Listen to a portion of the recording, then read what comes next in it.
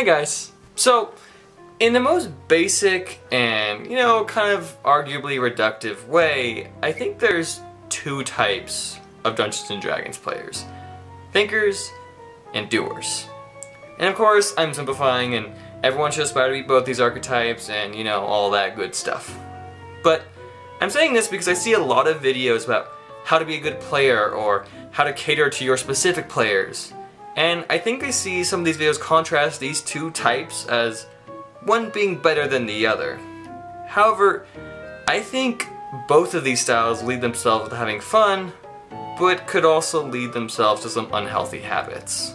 Let's start with doers. These players in tough situations simply act.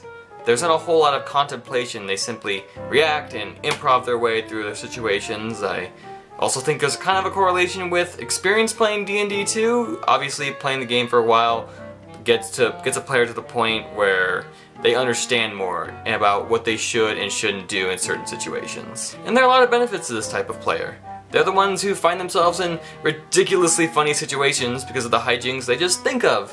They roll with their failures and low rolls because they know it's just one roll of many. And they don't hold up the flow and immersion of the game for 30 minutes just thinking about what they want to do next.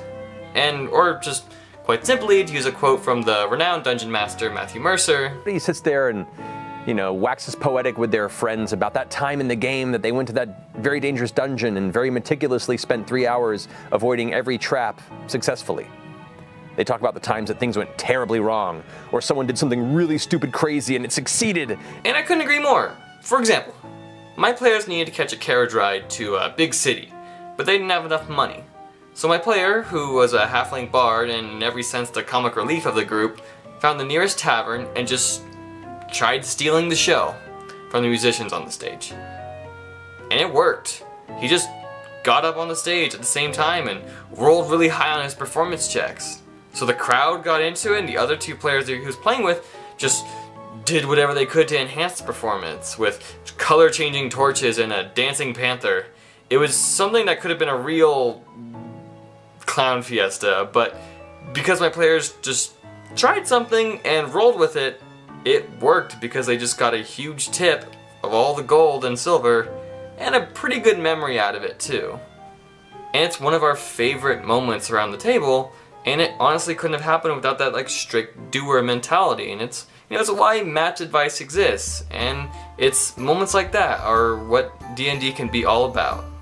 However, for as great as these moments are, there are still downsides to a doer player that I don't think people talk about enough. Because being a doer also means you're not the best at being cooperative. D&D is a group game. It's not traditionally meant to be about one player's character. It's a shared experience.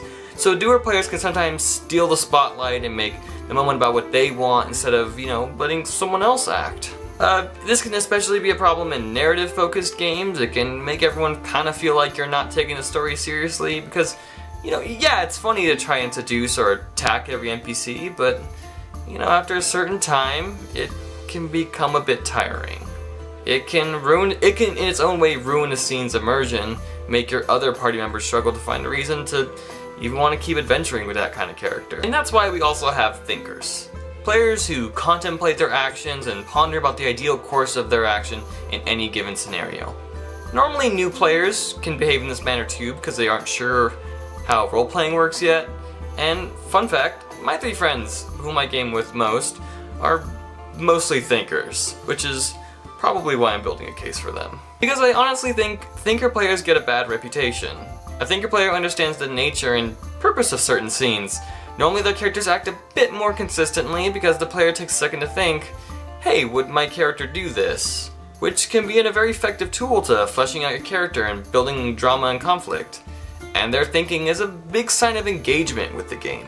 Another example, my players were given a choice to work with a corrupt king in his court and ruin their entire public image, or decline his offer altogether knowing that something bad would happen to them.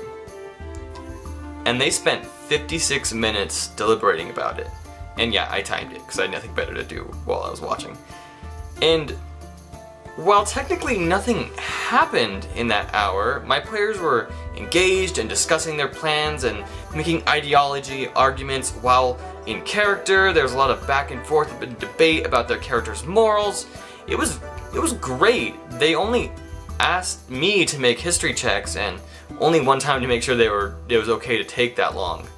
But I was thrilled because I had created a conflict that inspired this discussion. Yes, I'm aware that thinkers slow down games. They don't know what they want to do because sometimes they're a bit too careful in dungeons and combat encounters because they expect stuff that isn't there, and it might not appear as grandiose or memorable as other decisions, and overthinking can be frustrating as both a player who just wants to keep going and as a DM who wants their story to continue.